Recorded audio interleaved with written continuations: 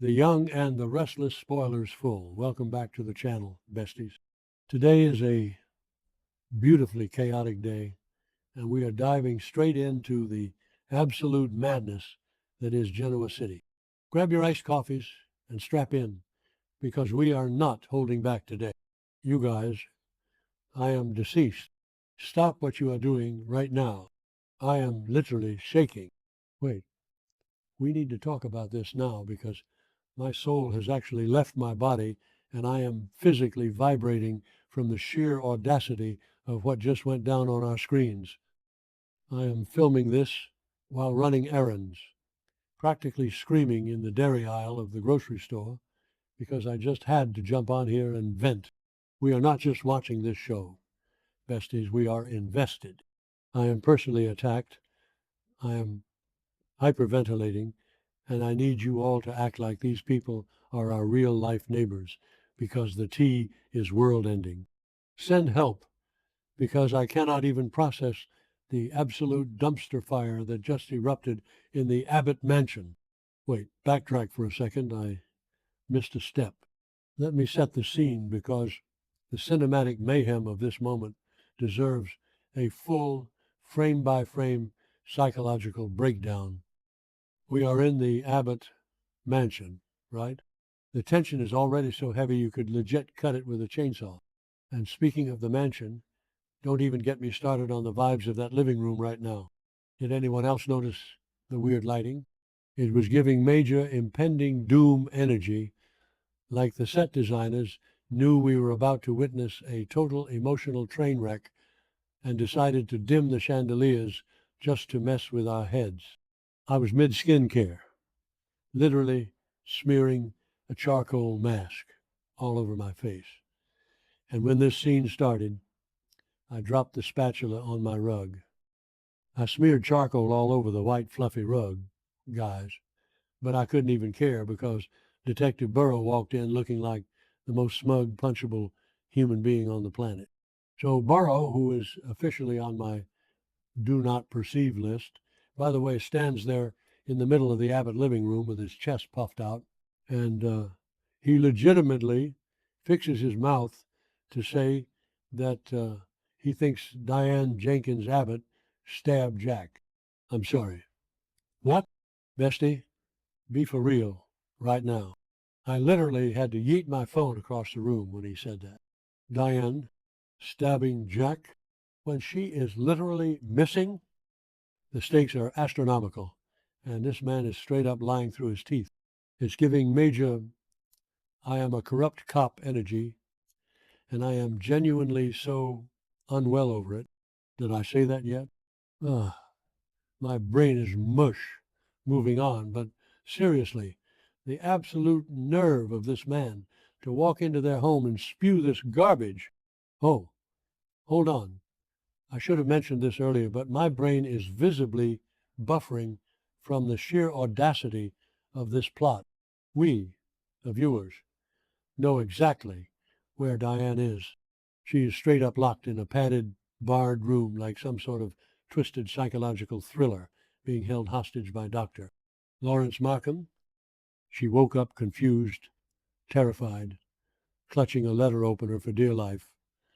And this absolute clown Burrow is trying to convince Kyle and Jack that she is out here playing assassin. I am screaming into a pillow. How does Burrow even have a badge? The Genoa City Police Department is basically a clown car at this point. I am spiraling over the choices being made here, and it feels like a personal attack on my intelligence. And then we have Kyle. Oh, sweet, beautiful, currently losing his mind, Kyle Abbott. You could literally see the gears in his head snapping one by one. The boy was already on edge because his mother has been missing for weeks. His dad is acting shady because of Patty Williams, which is honestly so unhinged. And now this detective is standing in his foyer accusing his mother of attempted murder. Kyle's breathing was getting heavy. His eyes were darting around, and you could just feel the manic energy building up.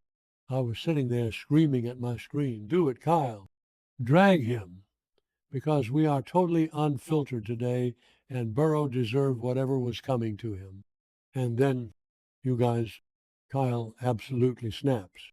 He completely loses whatever tiny shred of sanity he had left, and he lunges at Burrow. He straight up yeets himself across the room and wraps his hands around Burrow's neck. He choked a cop. I am literally hyperventilating right now just thinking about it. The cinematic drama of Kyle Abbott, rich boy extraordinaire, going full feral beast mode and choking a detective in his own living room is a 10/10 masterpiece. I was physically clutching my chest. Kyle was screaming. Burrow was gasping for air. The camera angles were chaotic. It was the most insane, world-ending tea ever. The sheer physical power of that moment. Kyle's suit jacket was riding up.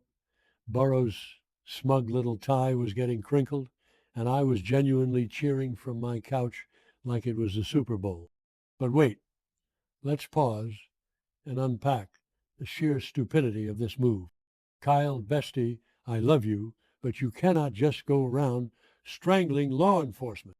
Burrow is a cop. He legitimately has the power to arrest anyone, investigate anyone, and ruin lives, and Kyle just handed him a golden ticket.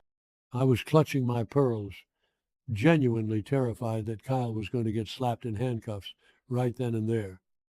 It's basically the worst possible reaction you could have when a cop is already trying to frame your mother. But honestly, I was totally living for it. The emotional damage this show inflicts on me is unparalleled, and I am here for the unhinged chaos. Wait, I'm glitching. Okay, back to the main event, because the chokehold isn't even the biggest tea of the episode.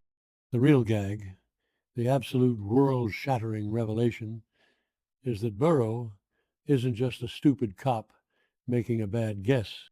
Nope, Burrow is dirty. He is straight up in bed with the villains. The truth finally spills that Burrow is a willing, active ally to Patty Williams and Dr. Markham. Send help. My soul has actually left my body. This whole thing was a massive, calculated setup to destroy the Abbott family from the inside out, and Burrow is their inside man at the GCPD. I feel so betrayed, even though I knew he was shady. Let's talk about Patty Williams for a second, because she is the orchestrator of this entire dumpster fire. Patty is out here blackmailing Jack, showing him staged photos of Diane in a padded cell and demanding he sleep with her to get Diane back. And now we find out she has the police on her payroll. Patty's villain arc is about to go nuclear, and I am manifesting a total collapse of her little syndicate by the next update. She is so deeply unwell, and the fact that she got Burrow to push this fake stabbing narrative just to drive Kyle insane is next level diabolical. I hate her, but I respect the hustle of this voice cinematic mayhem. She is playing 4D chess while the Abbotts are playing checkers. And Markham, don't even get me started on the vibes of Dr. Lawrence Markham. We all know there's a 99% chance he's actually Martin Laurent with a new face, right? The books in Diane's cell, the creepy, calm demeanor, and now he has a detective doing his dirty work. The Abbott family is trapped in a web of corruption so deep that I genuinely don't know how they are going to get out of it. Burrow feeding Kyle this toxic lie was just to push Kyle over the edge, to make the Abbotts look unstable and violent, and it worked perfectly. It's a psychological masterpiece of manipulation, and I am sick to my stomach over how brilliant it is. Which brings me to the tragic downfall of Kyle Abbott in this episode. After the adrenaline wore off and they finally pulled him off Burrow, you could see the exact moment Kyle realized he messed up. He looked at his hands, he looked at Burrow's smug, red, coughing face, and the realization washed over him like a bucket of ice water. He felt so unbelievably stupid. He played right into their trap. Burrow wanted him to react violently. Patty wanted the Abbotts to look unhinged, and Kyle, in all his emotional distress, delivered it on a silver platter. I wanted to reach through the screen and hug him, but also shake him, It's giving I cannot even energy, because how could he be so blind to the manipulation? And where is Jack during all of this? Jack is spiraling in his own guilt because he knows Patty is pulling the strings. If Jack hadn't been on that yacht with Patty, maybe none of this would be happening. The history of this family is just a constant cycle of messy choices coming back to bite them. Kyle is paying the price for his parents' chaotic lore, and my grip on reality is slipping just trying to keep track of who is betraying who. Did I mention how much I despise Burrow? I know I did, but I'm saying it again.